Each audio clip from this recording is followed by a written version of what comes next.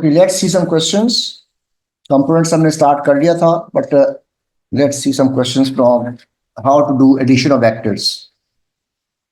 Then we'll do it with the components.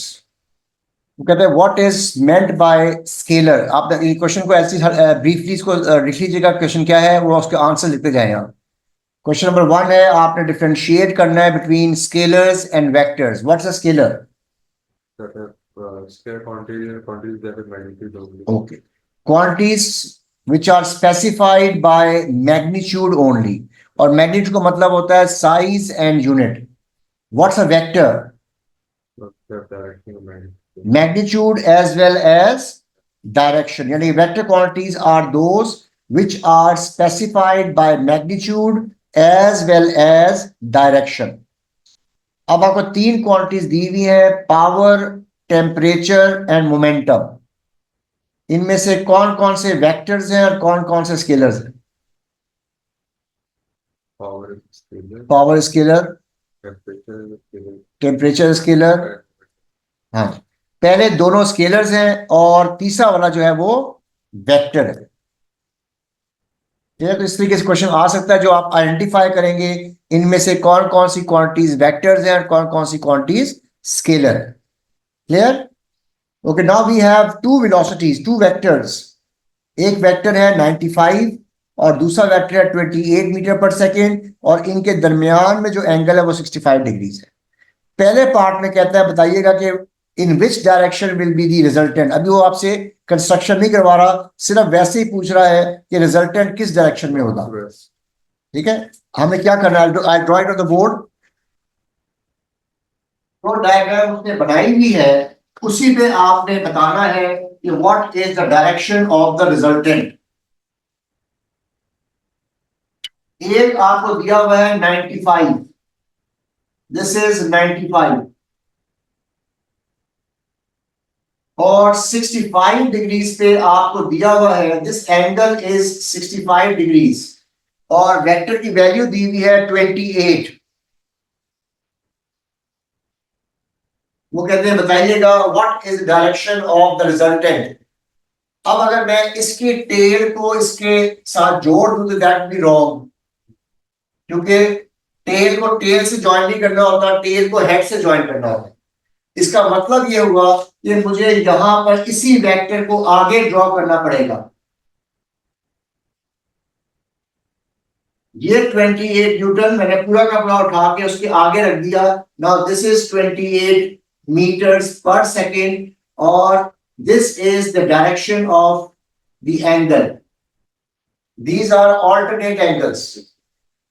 तो resultant क्या होगा, पहले की टेल से दूसरे वेक्टर के एरो हेड तक, this will be the resultant. तो यहां पे हमें सिर्फ स्केच करना है, अभी हमने सेक्शन नहीं करनी, हमने सिर्फ स्केच करना है. क्लियर? अगर आप यहां पे इसकी टेल को इसकी टेल से ज्वाइन कर देते तो 0 मार्क्स मिलता. आपने क्या किया, इस वेक्टर को पहले वाले वेक्टर के एरो हेड पे दोबारा ड्रॉ किया ऊपर की तरफ, उसको मेंशन किया 28 मीटर्स पर सेकंड, एंगल को मेंशन किया और ये ज्वाइन कर दी. This is your resultant. Clear? अब नेक्स्ट पार्ट में वो कहता है determine the magnitude of the resultant. अब इसके दो तरीके हैं. We can do it by construction. Construction में हम यही करेंगे, पहले ये वेक्टर ड्रॉ करेंगे, फिर ये वेक्टर ड्रॉ करेंगे और यहां से यहां तक इसको ज्वाइन करेंगे. मगर मैं यहाँ पे जो ऑल्टरनेट मेथड है, मतलब कंस्ट्रक्शन तो इस तरीके से हमने किया हुआ, मैं यहाँ पे इसका कंपोनेंट मेथड बताने लगा हूं. कंपोनेंट मेथड क्या है कि अब आप नोट कीजिएगा, ये ऑलरेडी हॉरिजॉन्टल है, तो 28 के दो कंपोनेंट बनेंगे, एक हॉरिजॉन्टल और एक वर्टिकल. हम क्या करेंगे, यहां से परपेंडिकुलर ड्रॉ करेंगे. This is your horizontal component, this is your vertical component. ये बन जाएगा 28 cos 65 और ये बन जाएगा 28 sin 65. Once we have done this, फिर हम रिजल्टेंट वेक्टर निकालेंगे x. This is resultant vector along x axis. ये आपका एक वेक्टर है 95, ये दूसरा वेक्टर है, इन दोनों को ऐड करेंगे तो रिजल्टेंट आएगा, बिकॉज ये भी एरो और ये भी एरो एक ही डायरेक्शन में जा रहे हैं, तो ये बन जाएगा 95 प्लस 28 cos 65। देखिए आंसर क्या आ रहा है, 106.8. 107 न्यूटन्स। और y सिर्फ एक ही वैल्यू नजर आ रही है आपको, उसको हम रिजल्टेंट y कहेंगे। ये बन जाएगा 28 साइन 65। देखिए इसका आंसर क्या आता है, 25.4. इस तरीके से आपने ये देखना है कि जो आपके वेक्टर्स बने हुए हैं उनके कौन कौन से कंपोनेंट्स हैं, फिर तमाम x कंपोनेंट्स को ऐड करना है, x निकालना है, तमाम इसमें एक ही y कंपोनेंट है वो लिख लें, ये आपका x बन जाएगा, ये y बन गया। अब इसका रिजल्टेंट कैसे निकलेगा, नोट कीजिएगा, ये आपका x वेक्टर है विच इज 107 और ये आपका y कंपोनेंट है 25.4। तो हमने ये रिजल्टेंट निकालना है। तो जरा देखिएगा कि क्या हम किसी तरीके से ये रिजल्टेंट कैलकुलेट कर सकते हैं। It is a right angle triangle. Pythagoras theorem से। बिल्कुल पाइथागोरस थ्योरम लगाएंगे, r will be equal to under root 25.4 square plus 107 square, 110. 110 newton is your value of the resultant. हम ये एंगल भी निकाल सकते हैं अगर हम tan थीटा लगाएं, which is y over x. Theta will be equal to tan inverse 25.4 divided by 107। इस तरह आप इन वेक्टर्स को सॉल्व करें। 13.4. ठीक है, क्लियर, कॉपी कर लें इसको। अब ये कंस्ट्रक्शन से भी हो सकता है और ये कंपोनेंट मेथड से भी हो सकता है, ये दोनों मेथड आपको फीजिबल है। वो कहते हैं हमारे पास एक्सरे है, उसकी फ्रीक्वेंसी दी हुई है और आपने वेवलेंथ निकालनी है, और करेंगे wave equation v is equal to F lambda. तो आप अगर आपने वेवलेंथ निकालनी हो तो it is v over F. हमेशा याद रखिएगा, ये चीज आपको ऑलरेडी मालूम होनी चाहिए कि स्पीड ऑफ लाइट या स्पीड ऑफ इलेक्ट्रोमैग्नेटिक वेव्स जो होती है वो 3 × 10⁸ होती है। दैट डिवाइड बाय फ्रीक्वेंसी, हमारा आंसर आ जाएगा वेवलेंथ का।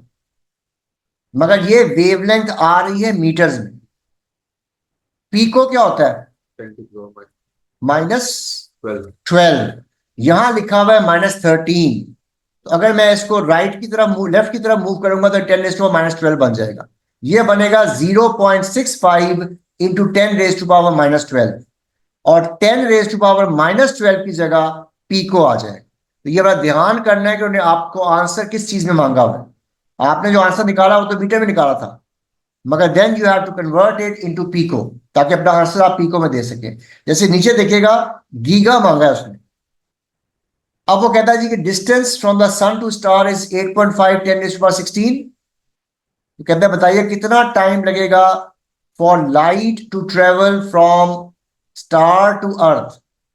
डिस्टेंस दिया हुआ है, स्पीड ऑफ लाइट हमें मालूम है, हमने टाइम निकालना है। Speed is equal to distance over time,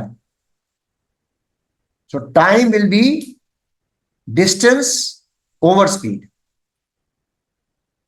distance है 8.5 10⁻16, स्पीड है 3 × 10⁸ हाँ जी क्या आया, 2.8 10 to the power.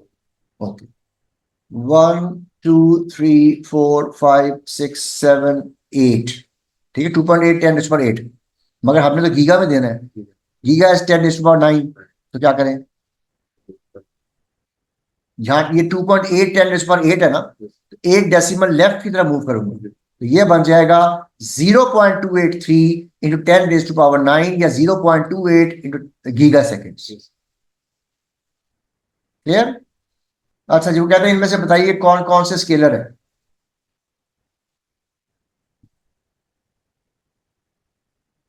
Mass is scalar. mass is scalar, Power, temperature. power is scalar, and temperature is also scalar.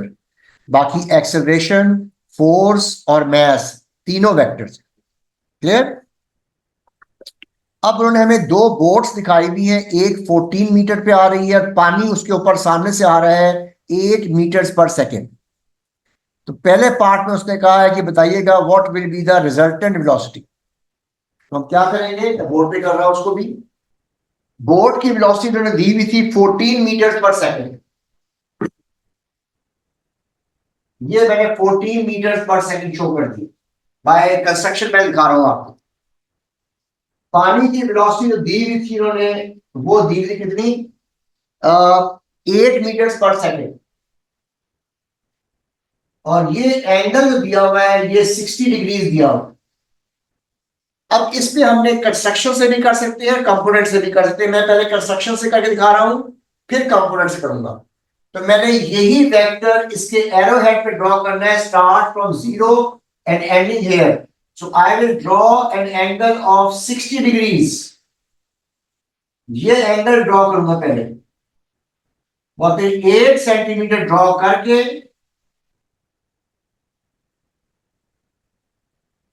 ये लेंथ 8 सेंटीमीटर है, ये लेंथ 14 सेंटीमीटर है. मैं कह रहा हूं कि सपोज 2 मीटर पर second is equal to 1 centimetre. तो ये 7 हो जाएगी, ये 4 हो जाएगी. और रिजल्टेंट क्या होगा, पहले की टेल से दूसरे के एरो हेड तक. This will be my resultant. इसकी मैं लेंथ नापूंगा और स्केल के मुताबिक इसका आंसर निकालूंगा. ये तो है कंस्ट्रक्शन मेथड. अब मैं दिखा रहा हूं कंपोनेंट मेथड. इस वक्त मैं कंपोनेंट निकालूंगा 8 के. दो कंपोनेंट निकलते हैं इसके, बल्कि मैं यहां ही ड्रॉ कर देता हूं. यहां से देखिए मैं बिल्कुल ड्रॉ करूंगा like this on the x axis. इसके दो कंपोनेंट बनेंगे, एक एक्स एक्सिस की तरफ इस डायरेक्शन में और एक वाई एक्सिस का डाउनवर्ड्स. ये ब्लैक से मैंने शो किए.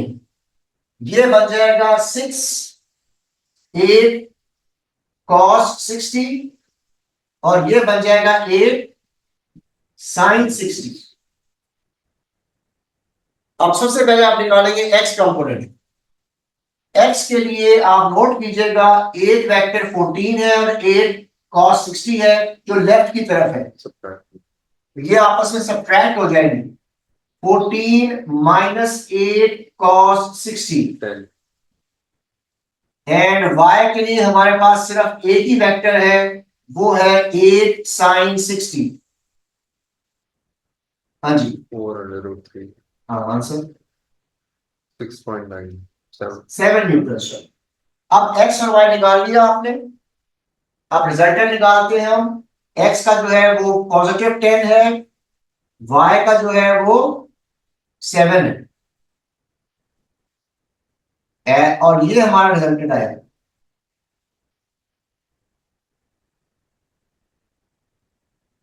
That means resultant will be under root 10 square plus 7 square.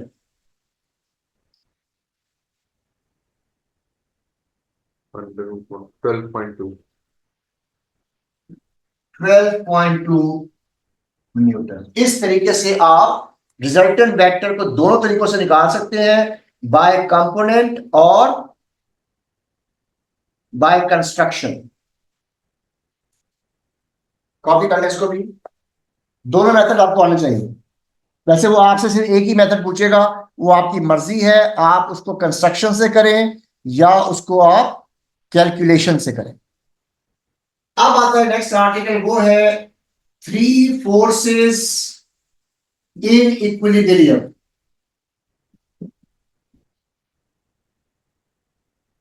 अगर 3 फोर्सेस लग रही है और the object is in equilibrium, तो how to apply that. Semi.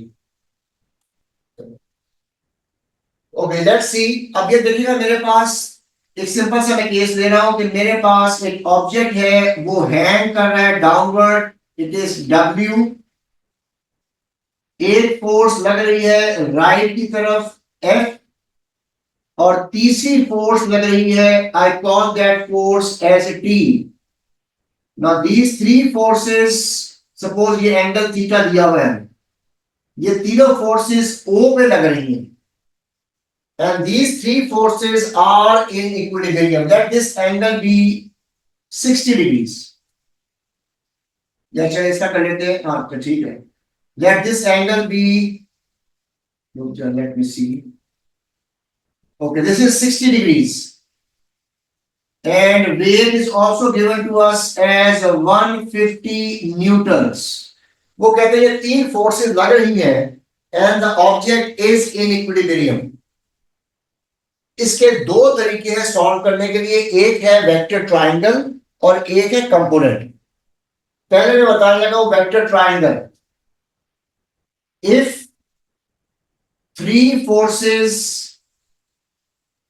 Are in equilibrium, they can be represented as three sides of a triangle.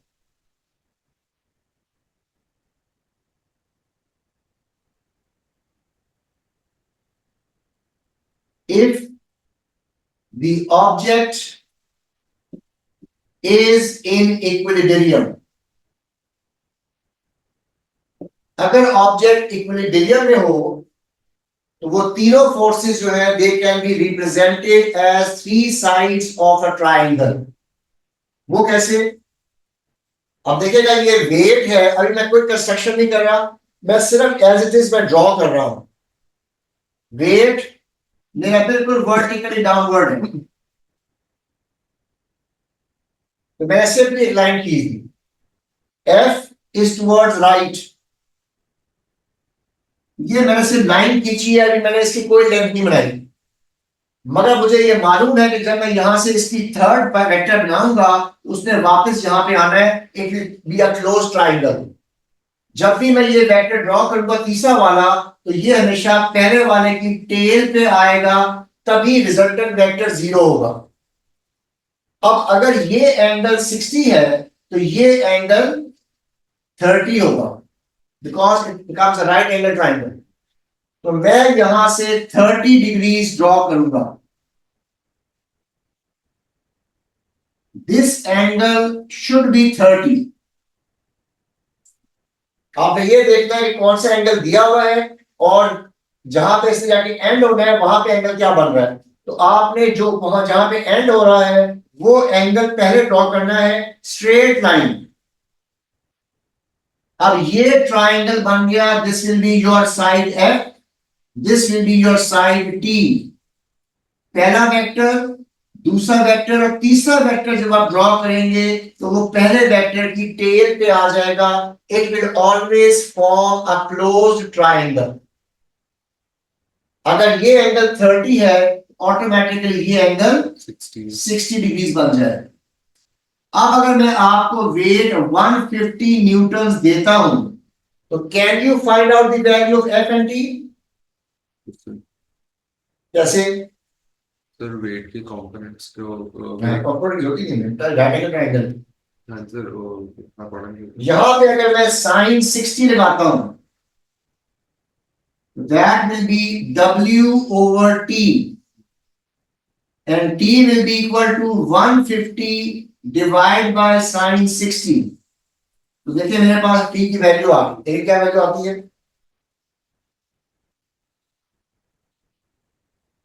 173.2. 173.2 Newton. तो देखिए automatically मैंने T calculate कर लिया, because it is a right angle triangle. अब मुझे T मालूम हो गया, F निकालना है मैंने, तो मैं यहां पे cos 60 लगाता हूं. That will be F over T, and from here F will be equal to 173.2 cos 60, 86.6. तो ये मेरा पहला मेथड है किसी भी 3 फोर्सेस इन इक्विलिब्रियम को सॉल्व करने के। यानी कि आप जब वो कंस्ट्रक्ट करेंगे या सिर्फ उनके डायरेक्शन के हिसाब से ड्रॉ करेंगे तो वो एक क्लोज ट्रायंगल बन जाएगा, और क्लोज ट्रायंगल को फिर आप ट्रिग्नोमेट्रिक रेशियो से सॉल्व कर सकते हैं। अब मैं दिखा रहा हूं इसका ऑल्टरनेट मेथड। जिसे हमने कंपोनेंट्स किया था बिल्कुल वैसे ही हम यहां भी कंपोनेंट्स को ही कंसीडर करेंगे। The alternate method is also called component method.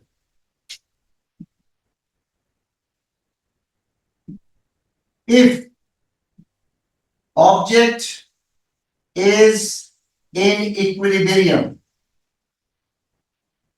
then all the forces along x-axis will be equal to 0.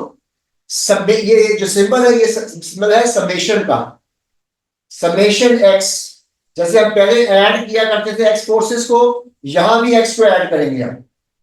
And similarly summation y should also be equal to 0 because resultant 0 आना है। अब हम इसी diagram को दोबारा मैं draw कर रहा हूं। 150 न्यूटन्स, F T 60 डिग्रीज। अब आप नोट कीजिएगा F और T W के तो कोई कंपोनेंट निकालने की जरूरत नहीं है बिकॉज वो ऑलरेडी हॉरिजॉन्टल और वर्टिकल है। तो किसके कंपोनेंट निकालेंगे हम? T के। It will have 2 components. यहां से मैं परपेंडिकुलर ड्रॉ करूंगा ऑन द x एक्सिस। एक कंपोनेंट ये बनेगा, दूसरा ये बन जाएगा। ये होगा T cos 60 और ये होगा T sin 60। अब सबसे पहले मैं अप्लाई करूंगा ये दोनों कंडीशंस, मगर पहले मैं ये कंडीशन अप्लाई करता हूं, that is summation y equal to 0। y की कौन कौन सी फोर्सेस है? 150 downwards, T sin 60 upwards. Upwards is positive, downward is negative. दोनों को ऐड करें आंसर 0 आएगा, बिकॉज मैंने पहले कहा है कि summation y all the forces along y axis को ऐड करेंगे तो you will get 0 answer. From here t will be equal to 150 divided by sin 60। हमारे पास वही आंसर आएगा जो हमने पहले निकाला हुआ है, 173.2 newtons. Second condition, summation x equal to 0। Right की तरफ है, ये लेफ्ट की तरफ है। कंपोनेंट बड़े इंपॉर्टेंट होते हैं। अगर एरो ऊपर की तरफ जा रहा है तो ये एरोस ऐड होके एंड यहां करेंगे, इससे आपको डायरेक्शन ऑफ द कंपोनेंट्स मालूम होता है। तो ये बन जाएगा f minus T cos 60 equal to 0 and f is equal to 173.2 cos 60, that comes out to be 86.6 newtons। तो इन दोनों मेथड से आपके पास सेम आंसर आता है। आपकी चॉइस है, जो आपको आसान लगता है वो मेथड ड्रॉप करें। Is this clear? ओके, वो सिमिलर क्वेश्चन है, सिर्फ हमने इस उसका थोड़ा वैल्यूज जो है डिफरेंट की है इसमें। वो कहता है जी हमारे पास एक मैस है 4.9 kg जो O से हैंग कर रहा है। एक रोप B है वो राइट की तरफ है, एक रोप A है जो at an angle of theta है। तो पहले कहता है जी बताइएगा तीनों फोर्सेस रिप्रेजेंट करें किस किस डायरेक्शन में होंगी। उन्होंने बताया हुआ है रोप A में जो टेंशन है वो 69 न्यूटन है। तो एरोस ड्रॉ करें, ठीक है। अभी आपने डायग्राम देख लिया है, मैं बोर्ड पे ड्रॉ कर रहा हूं। ये आपका 69 न्यूटन होगा एट एन एंगल थीटा, और ये आपकी फोर्स या टी दिया हुआ वो है, क्यों निकलेगा आपका mg से। मैस उन्होंने आपको दिया हुआ है 4.9 kg। 4.9 into 9.81, देखिए आंसर क्या आ रहा है आपका 48 पर हो गया 49 में आ जाएगा 48.1 48 आ गया। सो ये तीन फोर्सेस है। वो कहता है जी आपने एक तो एंगल निकालना है और नंबर 2 आपने टी निकालना है। कि आप कौन सा मतलब यहाँ पे हम कंस्ट्रक्शन से या वेक्टर ट्रायंगल से नहीं कर सकते, कर भी सकते हैं वैसे अगर हम चाहें तो, मगर इजी वे जो है वो कंपोनेंट मेथड। तो मैं 69 के दो कंपोनेंट बनाऊंगा, हॉरिजॉन्टल एंड वर्टिकल। ये बन जाएगा 69 कॉस थीटा और ये बन जाएगा 69 साइन थीटा। अब हमने टी निकालना है, एंगल भी निकालना है। तो अगर मैं यहां पे अप्लाई करता हूं कि समेशन y इक्वल टू 0, क्या बनेगा? ये अपवर्ड है और ये डाउनवर्ड है। ये बन जाएगा 69 sine theta minus 48 equal to 0। Upward को पॉजिटिव लेंगे, डाउनवर्ड को नेगेटिव लेंगे। क्या इस इक्वेशन से हम थीटा निकाल सकते हैं? Sin theta is 48 divided by 69, या theta is equal to sin inverse 48 over 69, 44.1 degrees. 44.1 1 degree. Degree. तो थीटा तो आ गया। अब t निकालना है। So 69 cos Summation minus 69 x cos 44.1 equal to 0, t minus 69 cos theta equal to 0। ये right की तरफ है, ये लेफ्ट की तरफ है। सो t is equal to 69 cos 44.1, 49.5 49.6। इस तरीके से आपने इनके कंपोनेंट निकालने हैं। समेशन y भी 0 होगा, समेशन x भी 0। ये मेथड है कंपोनेंट मेथड, जिसे कि आपने इसको सॉल्व करना है। वो कहते हैं कि हमारे पास दो रोप्स हैं, उनके साथ एक वेट अटैच है और दोनों रोप्स में इक्वल टेंशन है। वो इसलिए है कि दोनों के एंगल सेम है। ठीक है, तो कहते हैं टी की वैल्यू क्या होगी? What is the value of T?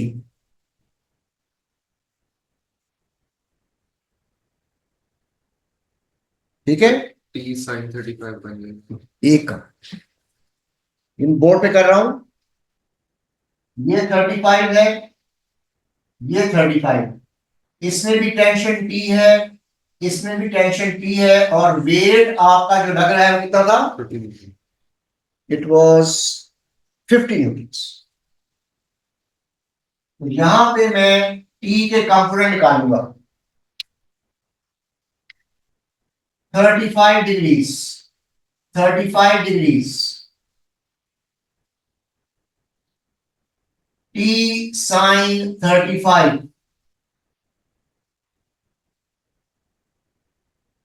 T sine 35। ये भी अपवर्ड है, ये भी अपवर्ड है, और सिर्फ एक डाउनवर्ड है।